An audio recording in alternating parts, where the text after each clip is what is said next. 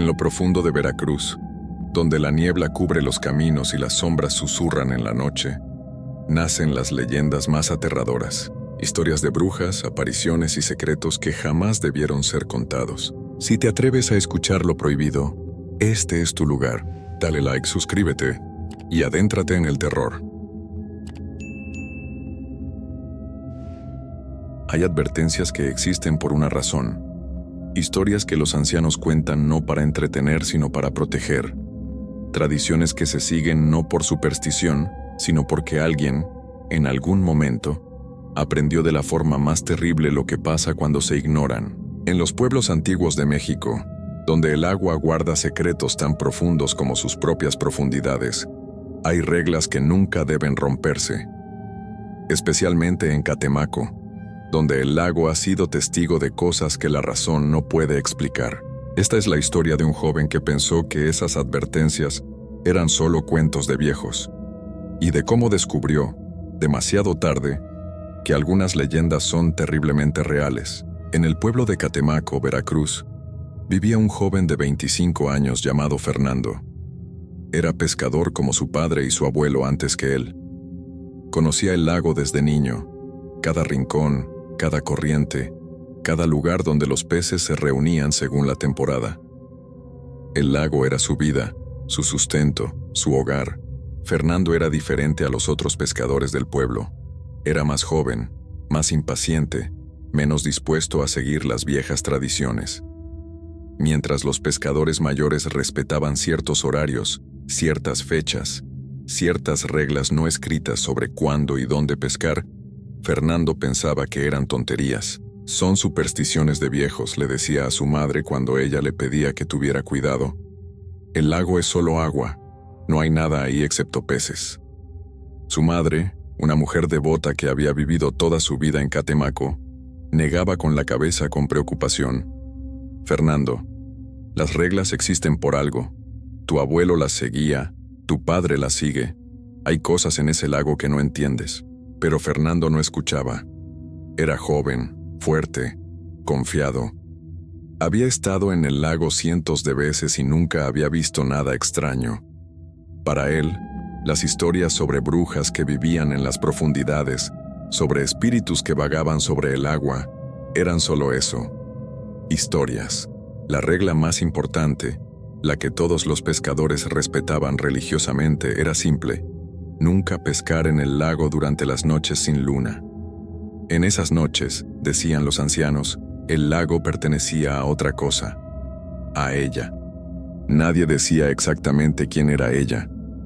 Algunos la llamaban la dama del lago, otros simplemente la llamaban la bruja del agua.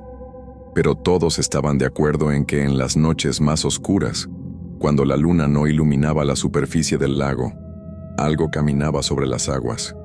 Algo que no debía ser visto. Fernando había escuchado las historias toda su vida.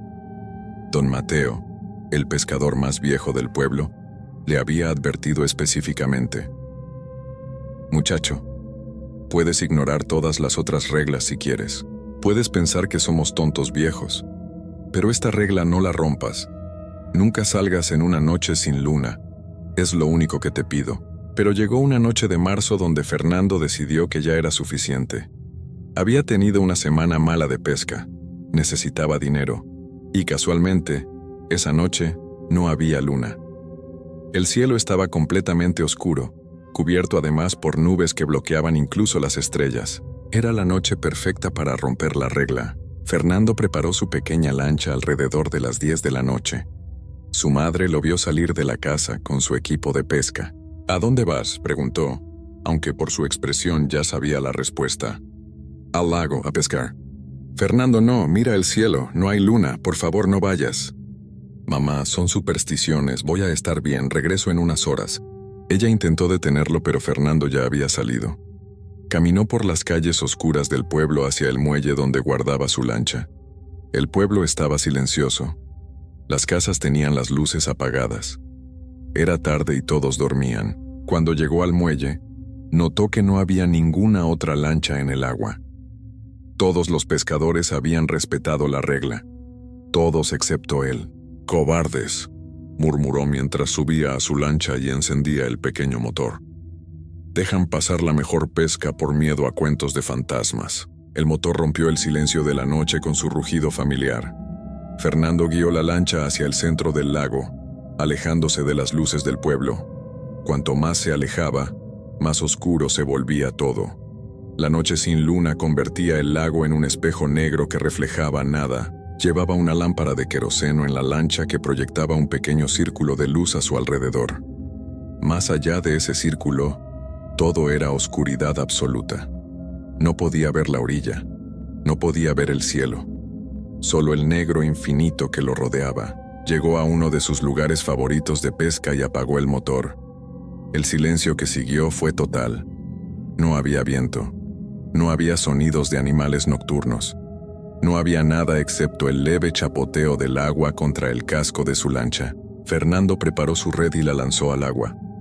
El movimiento era tan familiar que podía hacerlo con los ojos cerrados. Miles de veces había lanzado esa red. Miles de veces la había recogido llena de peces. Esperó el tiempo necesario para que los peces quedaran atrapados. Luego comenzó a jalar la red de vuelta. Estaba pesada. Buena señal. Significaba que había atrapado algo. Pero cuando finalmente subió la red a la lancha estaba vacía. Completamente vacía. Ni un solo pez. Fernando frunció el ceño. Eso era extraño. Sentía el peso cuando la jalaba, como si hubiera algo ahí, pero no había nada. Volvió a lanzar la red. Esperó. La recogió. De nuevo vacía, aunque de nuevo sintió peso al jalarla. Qué raro, murmuró para sí mismo. Fue en ese momento cuando sintió que algo había cambiado.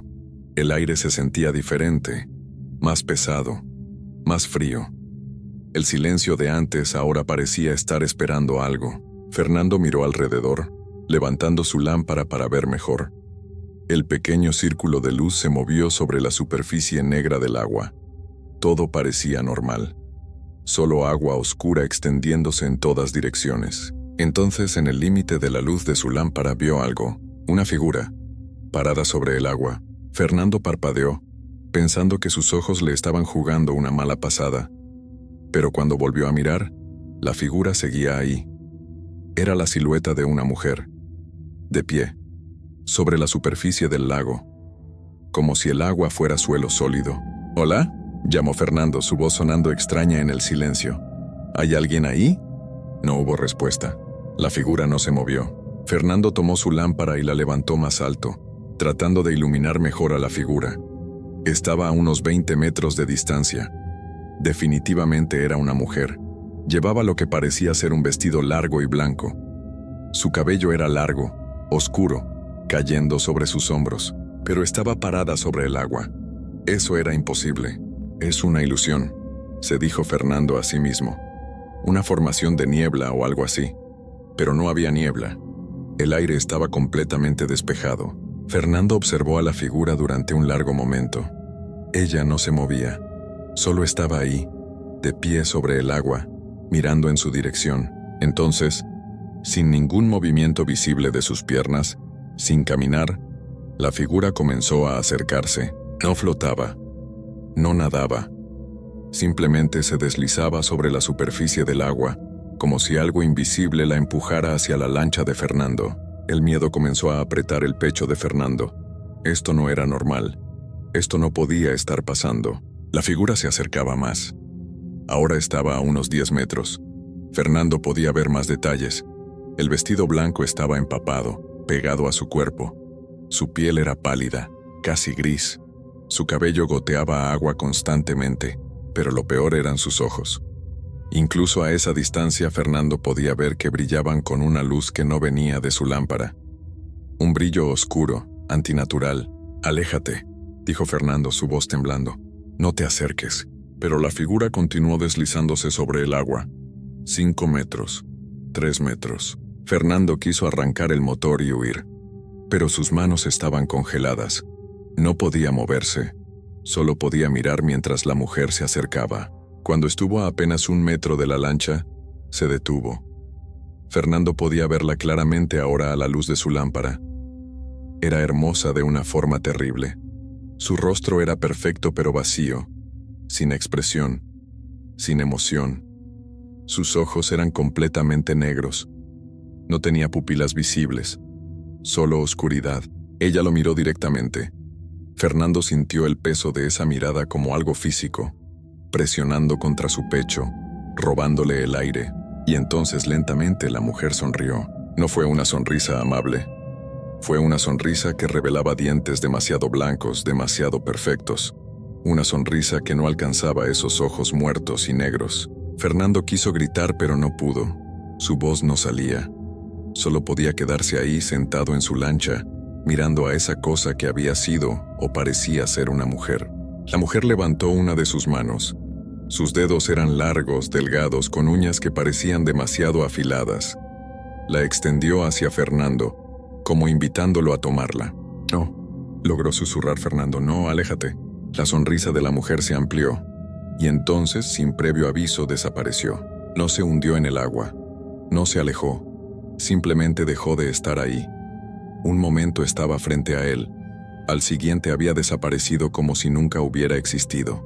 Fernando se quedó sentado en su lancha, temblando, su respiración agitada. ¿Qué había sido eso? ¿Qué acababa de ver? Sus manos finalmente respondieron. Con movimientos frenéticos jaló su red del agua sin importarle si había peces o no. Encendió el motor con dedos temblorosos.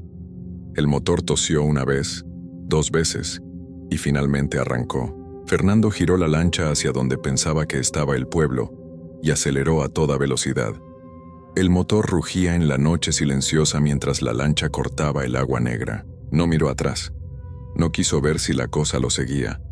Solo se concentró en llegar a la orilla, a la seguridad, a la luz. Pero en la oscuridad total, sin luna ni estrellas, Fernando no podía ver a dónde iba. Conducía a ciegas, con solo su lámpara iluminando unos pocos metros frente a él. No sabía cuánto tiempo estuvo navegando. Podría haber sido 5 minutos o 30. El tiempo había perdido significado. Solo existía el rugido del motor, el viento en su cara y el terror que le apretaba el pecho. Entonces de la nada vio luces, las luces del pueblo. Nunca había estado tan feliz de verlas. Guió la lancha hacia el muelle. Cuando llegó, amarró rápidamente y saltó a tierra firme. Sus piernas casi cedieron bajo él. Estaba exhausto, como si hubiera estado navegando durante horas. Miró su reloj. Marcaba las 2 de la mañana. Había estado en el lago durante 4 horas, pero le parecía que solo habían pasado minutos. Dejó todo su equipo en la lancha. Ya lo recogería en la mañana. Lo único que quería ahora era llegar a casa, a su cama, a un lugar donde las cosas tuvieran sentido. Caminó por las calles vacías del pueblo hacia su casa. Todo estaba silencioso. Las farolas proyectaban círculos de luz débil que apenas penetraban la oscuridad. Cuando llegó a su casa, entró con cuidado de no despertar a su madre. Se quitó la ropa mojada y se metió en la cama, jalando las cobijas hasta su barbilla.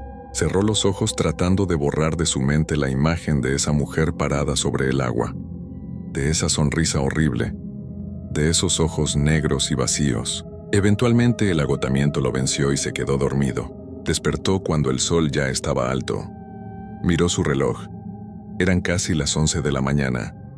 Había dormido casi 9 horas, mucho más de lo normal. Se sentó en la cama, sintiéndose desorientado.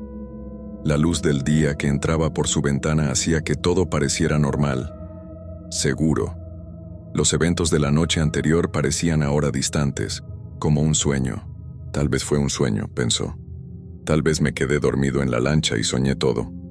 Se levantó de la cama y fue hacia el espejo que colgaba en la pared de su habitación. Se miró, esperando ver su reflejo normal. Lo que vio lo hizo retroceder con un grito ahogado. Su pecho estaba cubierto de marcas rojas, profundas, que corrían desde sus hombros hasta su abdomen. Eran inconfundibles, marcas de uñas, como si alguien con garras afiladas lo hubiera agarrado y arañado con fuerza. Fernando se tocó el pecho con manos temblorosas. Las marcas estaban ahí, eran reales, dolían cuando las tocaba. No era su imaginación. Pero ¿cuándo había pasado? No recordaba sentir dolor durante la noche.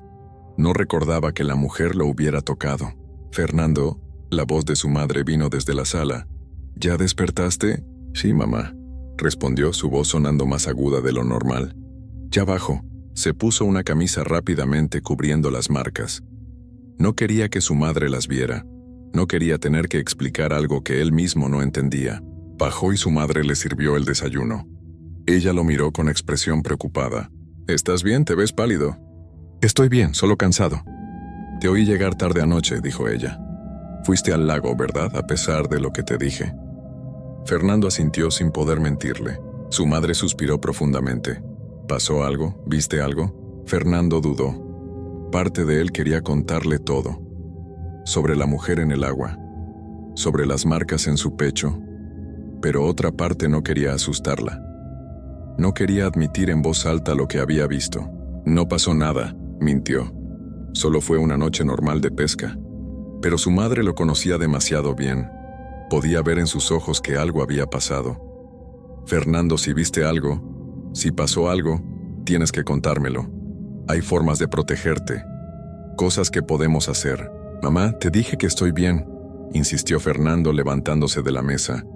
Voy a salir un rato. Salió de la casa antes de que su madre pudiera decir nada más. Necesitaba aire. Necesitaba pensar. Caminó por el pueblo sin rumbo fijo. Eventualmente sus pasos lo llevaron al muelle. Podía ver su lancha amarrada ahí, exactamente donde la había dejado. Don Mateo estaba ahí también, revisando sus redes. El viejo pescador levantó la vista cuando Fernando se acercó. Oí que saliste anoche, dijo don Mateo sin preámbulo. En la noche sin luna. ¿Cómo? Comenzó Fernando. Es un pueblo pequeño. Los rumores viajan rápido, especialmente cuando alguien hace algo tonto. Don Mateo dejó su red y miró a Fernando directamente. ¿La viste? Fernando no tuvo que preguntar a quién se refería. Asintió lentamente. Don Mateo cerró los ojos. Dios nos ayude, ¿te tocó? Fernando se levantó la camisa, revelando las marcas en su pecho. Don Mateo las miró y su rostro se puso pálido. Esto es malo, muchacho. Muy malo. Cuando ella te marca significa que te reclamó, que ahora eres suyo. ¿Qué significa eso? Preguntó Fernando, el miedo apretando su garganta. Significa que volverá. No esta noche, tal vez ni la siguiente, pero volverá. Y cuando lo haga te llevará al lago, a las profundidades, donde viven las brujas del agua. No, dijo Fernando negando con la cabeza. No puede ser. Tiene que haber una forma de detenerla. Don Mateo consideró esto. Hay historias de personas que lograron romper el vínculo. Pero requiere ayuda. Necesitas ver a alguien que entienda estas cosas. Una curandera o un brujo. ¿Conoces a alguien? Doña Esperanza. Vive en las afueras del pueblo, ella sabe de estas cosas. Ve con ella, hoy. No esperes. Fernando asintió y se fue de inmediato hacia la casa de Doña Esperanza. La encontró en su jardín cuidando sus plantas. Era una mujer mayor, de tal vez 70 años, con cabello completamente blanco y ojos penetrantes. Cuando Fernando le contó lo que había pasado y le mostró las marcas, ella no pareció sorprendida. «Siéntate», le dijo llevándolo a su pequeña casa. Le preparó un té de hierbas que olía fuerte y amargo. «La que viste es una de las antiguas», explicó doña Esperanza. Brujas que vivieron hace siglos y que hicieron pactos oscuros para ganar poder. Cuando sus cuerpos perecieron, sus espíritus se quedaron atados al lago. Cazan a los que rompen las reglas, a los que muestran falta de respeto. «¿Cómo me libro de ella?», preguntó Fernando desesperado. Doña Esperanza negó con la cabeza tristemente. «Una vez que te marca, el vínculo es fuerte, pero hay cosas que puedes hacer para protegerte. Amuletos, hierbas, oraciones. Te daré todo lo que necesites, pero tienes que ser constante. No puedes bajar la guardia ni un momento». Le dio a Fernando un collar con varios amuletos colgando, hierbas secas para quemar en su habitación, instrucciones específicas de oraciones que debía recitar cada noche antes de dormir. «Haz todo esto», le dijo, «y tal vez, solo tal vez, ella se cansará y buscará otra presa». Fernando regresó a casa con las protecciones de doña Esperanza. Esa noche siguió cada instrucción al pie de la letra, quemó las hierbas, recitó las oraciones, se puso el collar y no se lo quitó ni para dormir. Se acostó nervioso, pero las horas pasaron sin incidentes. Tal vez estaba funcionando. Tal vez estaría bien. Estaba casi dormido cuando lo escuchó. Gotas de agua cayendo sobre el piso de madera de su habitación. Fernando abrió los ojos. Su habitación estaba oscura. Escuchó con atención. El sonido continuaba. Agua goteando en algún lugar de su cuarto. Extendió la mano y encendió la lámpara de su mesita de noche. La luz reveló su habitación vacía. Todo estaba seco. No había agua. Pero el sonido continuaba. Fernando se sentó en la cama, su corazón latiendo rápido. Miró alrededor tratando de localizar de dónde venía el sonido, y entonces la vio, parada en la esquina más oscura de su habitación, donde la luz de la lámpara apenas alcanzaba, estaba la mujer del lago. Su vestido blanco goteaba agua que formaba un charco a sus pies. Su cabello oscuro colgaba sobre su rostro, pero Fernando podía ver esos ojos completamente negros que lo miraban fijamente. Fernando quiso gritar, pero su voz no salió. Quiso moverse, pero su cuerpo no respondía. Solo podía quedarse ahí, paralizado, mientras la mujer empapada lo miraba desde la esquina de su habitación. Ella comenzó a moverse. No caminaba normalmente. Sus pies no tocaban el suelo. Simplemente se deslizaba, exactamente como lo había hecho sobre el agua del lago. Se acercó a la cama. El agua goteaba de su cuerpo dejando un rastro húmedo en el piso. Cuando llegó al lado de la cama de Fernando, se detuvo, se inclinó sobre él, su rostro acercándose al de Fernando. Estaba tan cerca que él podía ver cada detalle. La piel grisácea, los labios azulados, el agua que goteaba constantemente de su cabello y ropa. Su boca se abrió, revelando esos dientes demasiado blancos. Y entonces habló. Su voz era como el susurro del agua corriendo sobre piedras. Suave pero con un eco extraño, como si viniera de muy lejos. «Ahora ya me viste», susurró. «Ahora eres mío». Fernando sintió algo frío tocando su pecho. Miró hacia abajo y vio las manos de la mujer presionadas contra él, justo sobre las marcas que había dejado. Sus uñas largas y afiladas se clavaban ligeramente en su piel. «Vendrás conmigo», continuó la voz susurrante. «Al lago, a las profundidades, donde vivo, donde vivirás». Fernando finalmente encontró su voz. «No», logró decir, aunque su garganta estaba cerrada de miedo. «No iré». La mujer sonrió. Esa sonrisa horrible que había visto en el lago. «No tienes elección, te marqué. Ahora me perteneces». Las manos en su pecho presionaron más fuerte. Fernando sintió las uñas perforando su piel. Dolía, pero no podía moverse para apartarlas. «Esta noche no», susurró la mujer. «Todavía no estás listo, pero pronto. Muy pronto. Y cuando venga por ti, nadie podrá detenerme. Ningún amuleto, ninguna oración. Nada». Se enderezó, retirando sus manos del pecho de Fernando. Comenzó a retroceder hacia la esquina de la habitación, pero sus ojos nunca dejaron de mirarlo. «Hasta pronto», susurró, y entonces desapareció. Simplemente dejó de estar ahí. El charco de agua en el piso también desapareció. Era como si nunca hubiera estado. Fernando se quedó en su cama temblando, incapaz de moverse. Eventualmente el sol comenzó a salir, la luz del amanecer filtrándose por su ventana. Solo entonces pudo moverse. Se levantó de la cama y se miró el pecho.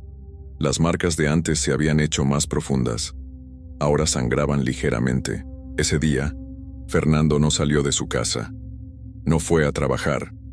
No habló con nadie.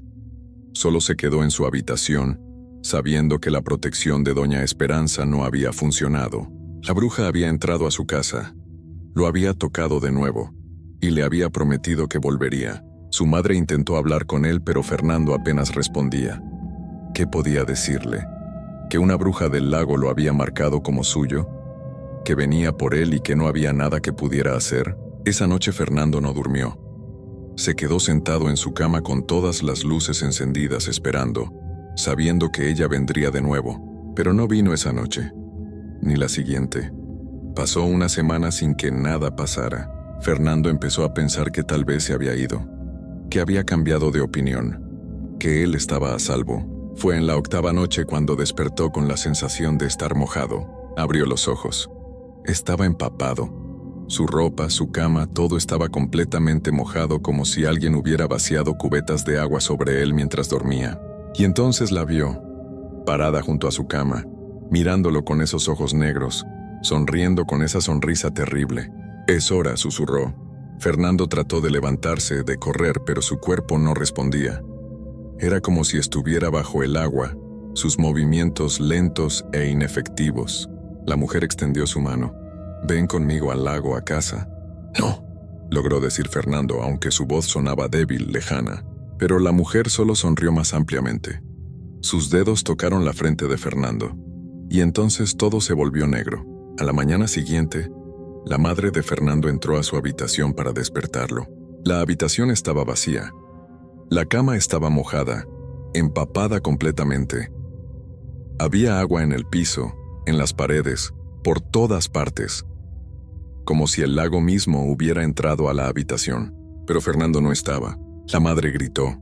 Llamó a los vecinos. Llamaron a la policía. Buscaron por toda la casa, por todo el pueblo.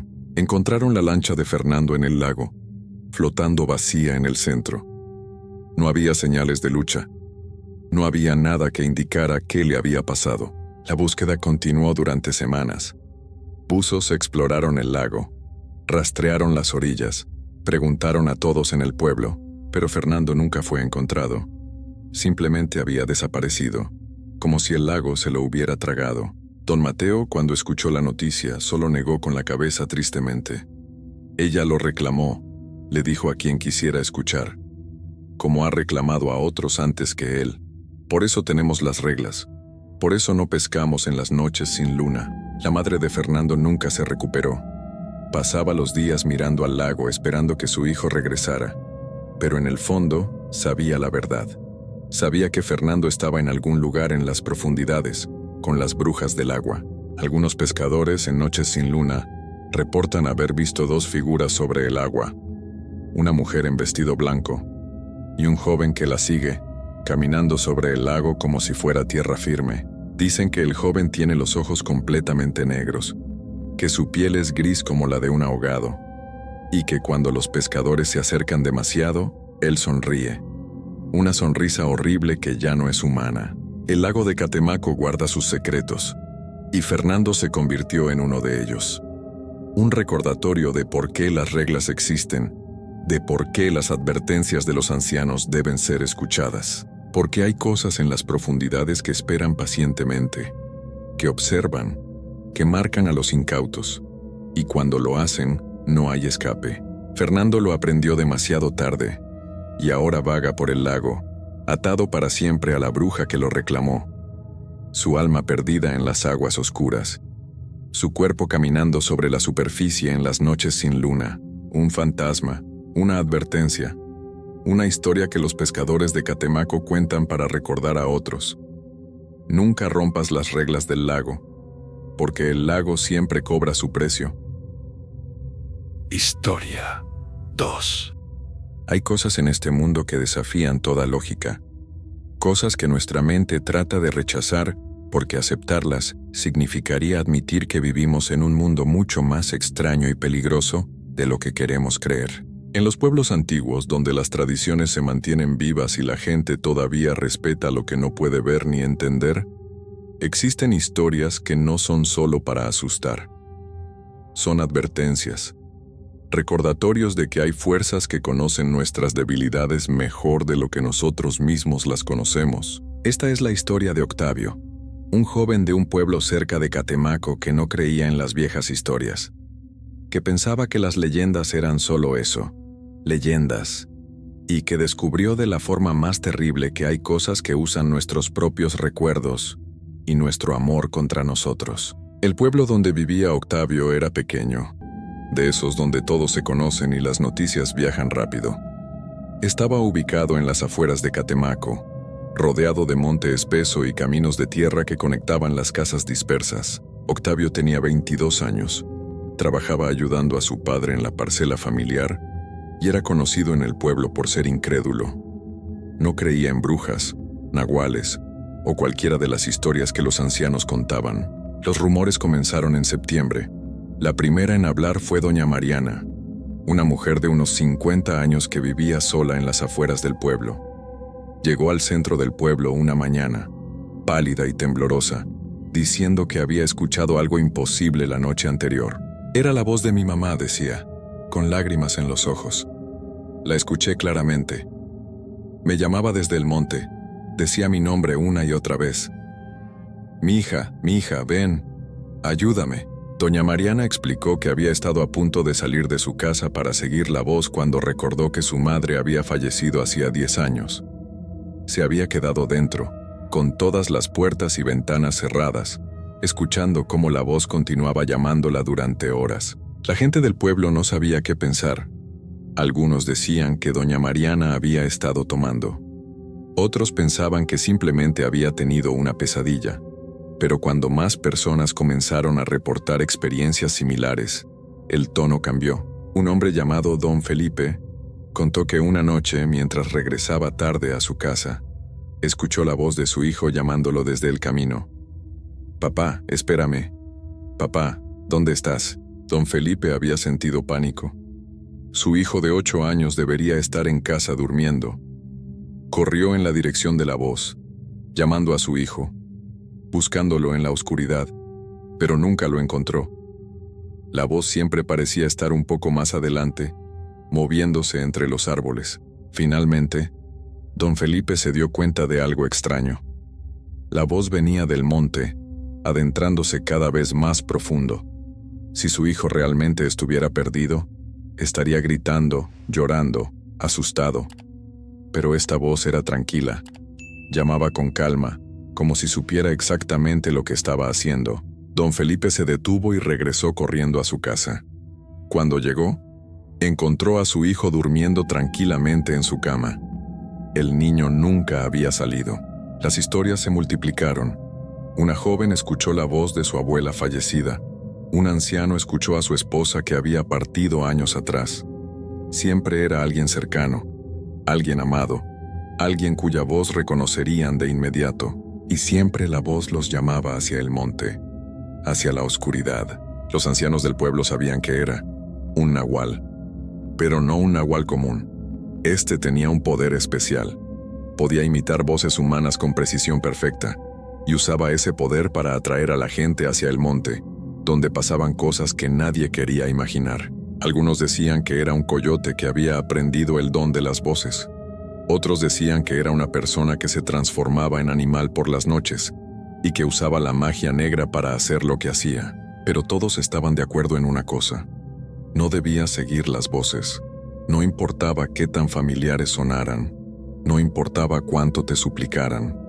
Debías ignorarlas y quedarte adentro hasta que amaneciera. Octavio escuchó todas estas historias con escepticismo.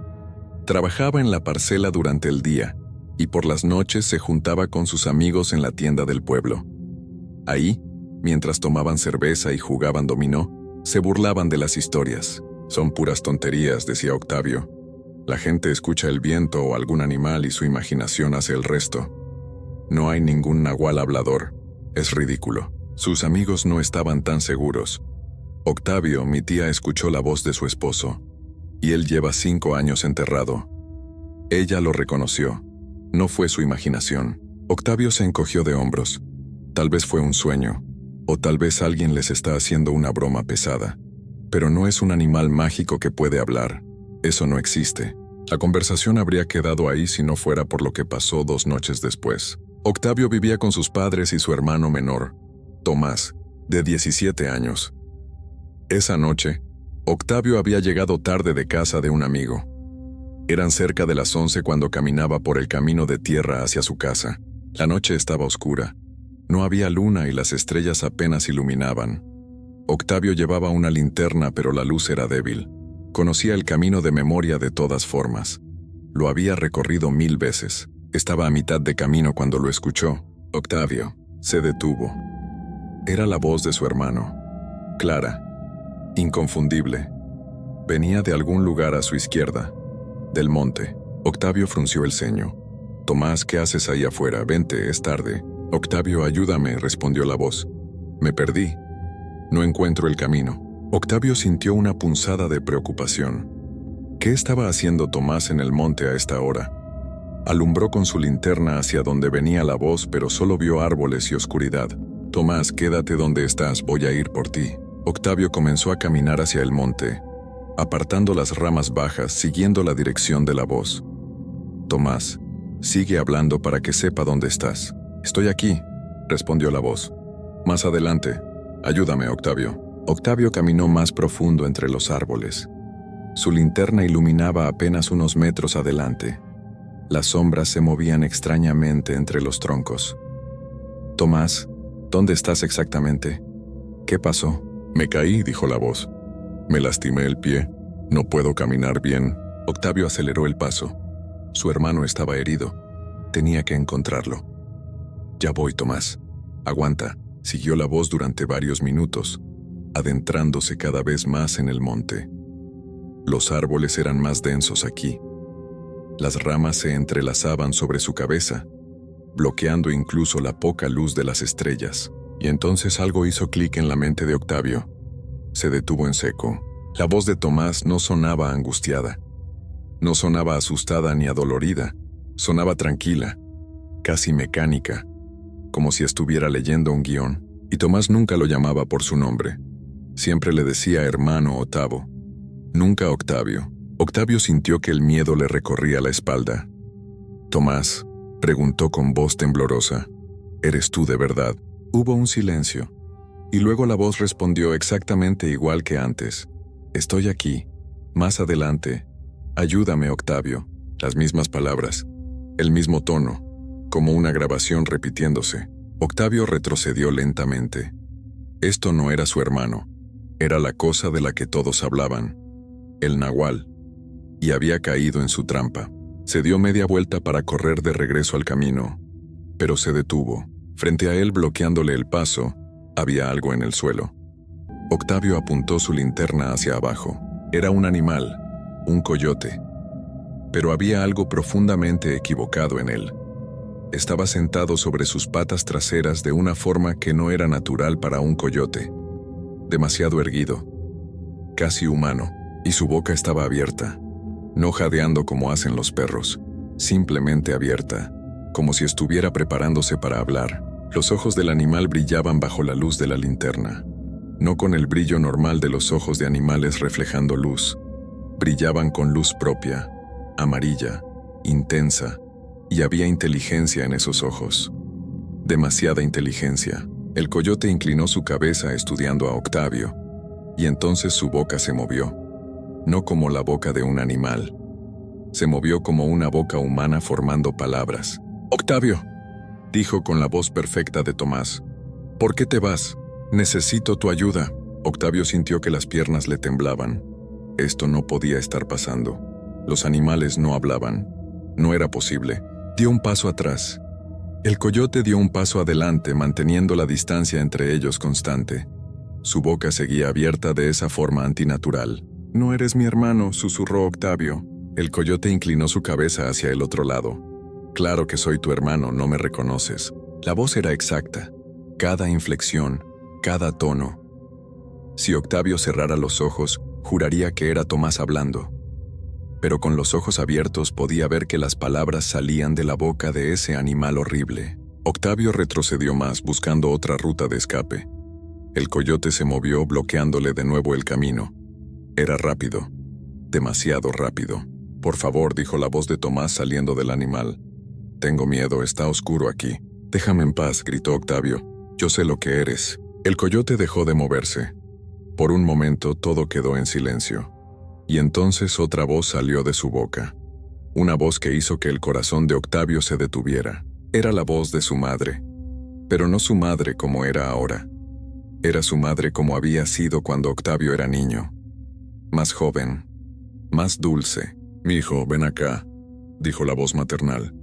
«No tengas miedo. Mamá está aquí». «No», susurró Octavio, con lágrimas comenzando a correr por sus mejillas. «No, eso no es justo». «Ven con mamá», continuó la voz. «Te voy a cuidar, como cuando eras pequeño». Octavio cerró los ojos con fuerza. Sabía que no era real. Sabía que era el nahual usando sus recuerdos contra él. Pero la voz era tan perfecta, tan llena del amor que recordaba de su infancia. Abrió los ojos. El coyote seguía ahí con la boca abierta, con esos ojos brillantes mirándolo fijamente. Y entonces Octavio escuchó algo que hizo que su sangre se helara. Otra voz, detrás de él. Octavio, hijo, era la voz de su madre de nuevo, pero venía de atrás. Se dio vuelta lentamente. No había nada, solo oscuridad y árboles. Octavio, repetía la voz, estoy aquí, voltea. Octavio giró en todas direcciones. La voz venía de todas partes y de ninguna. El coyote seguía frente a él, inmóvil, observando, y entonces se dio cuenta. Había más de uno. Tenía que haber más de uno. O la cosa podía proyectar su voz, hacer que pareciera venir de diferentes direcciones. El pánico total se apoderó de Octavio. Corrió. No le importó en qué dirección. Solo corrió, tropezando con raíces, golpeándose contra árboles, raspándose con ramas. Detrás de él las voces continuaban. Su hermano, su madre, su padre, su abuela fallecida, todas llamándolo, todas suplicándole que se detuviera, que regresara. Octavio corrió durante lo que pareció una eternidad. Sus pulmones ardían, sus piernas dolían, pero no se detenía. No podía detenerse. Finalmente vio una luz adelante. Una luz amarilla. Pensó que tal vez era una casa. Corrió hacia ella con las últimas fuerzas que le quedaban. Llegó a un claro en el bosque. La luz venía de la luna que ahora había salido, iluminando el espacio abierto entre los árboles. Octavio se detuvo en el centro del claro, jadeando, tratando de recuperar el aliento. Miró alrededor. No veía el coyote. No escuchaba las voces. Tal vez había escapado. Pero entonces escuchó un sonido detrás de él. El crujir de hojas. Se dio vuelta lentamente. El coyote estaba ahí, a menos de 2 metros de distancia. Y ya no estaba solo. Había otros. 3, 4, 5 coyotes. Todos sentados sobre sus patas traseras de esa forma antinatural. Todos con la boca abierta. Todos con ojos que brillaban con luz propia. Y todos lo miraban fijamente. Octavio retrocedió hasta que su espalda chocó contra un árbol. Estaba rodeado. No había escape. Los coyotes comenzaron a hablar. Todos al mismo tiempo. Cada uno con una voz diferente. Voces que Octavio reconocía. Familia. Amigos. Gente que había conocido. Gente que había amado. Todas las voces hablaban a la vez, creando un coro horrible de súplicas y llamados. Octavio se tapó los oídos, pero no servía de nada. Las voces parecían estar dentro de su cabeza también. Se dejó caer al suelo acurrucándose, cerrando los ojos, tratando de bloquear todo. Las voces, las criaturas, todo. No supo cuánto tiempo pasó así. Podían haber sido minutos u horas. En algún punto perdió el conocimiento. Cuando despertó era de día. El sol brillaba entre las copas de los árboles. Los coyotes se habían ido. Octavio se levantó lentamente. Su cuerpo dolía. Estaba cubierto de rasguños y moretones, pero estaba completo. No estaba herido gravemente. Trató de recordar cómo había llegado ahí. Trató de recordar la noche anterior, pero su mente estaba en blanco. Solo había imágenes fragmentadas, voces, ojos brillantes. Nada que tuviera sentido completo. Encontró el camino de regreso al pueblo guiándose por el sol. Le tomó horas. Cuando finalmente llegó, la gente lo vio y corrió hacia él. «Octavio, ¿dónde estabas?», gritó su padre. «Te estuvimos buscando toda la noche, tu mamá está desesperada». Octavio abrió la boca para responder, pero no salió ningún sonido. Intentó de nuevo. Nada. Movió la lengua, la mandíbula. Todo funcionaba, pero no podía producir ni un solo sonido. Se había quedado sin voz, completamente mudo.